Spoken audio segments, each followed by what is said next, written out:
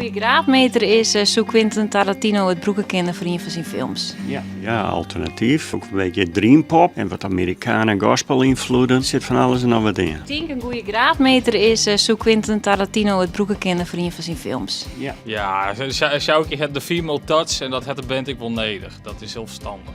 Ja, we hopen wel dat we misschien worden ontdekt door een filmmaker of zo. Dat we daar een stukje muziek in kwijt kunnen.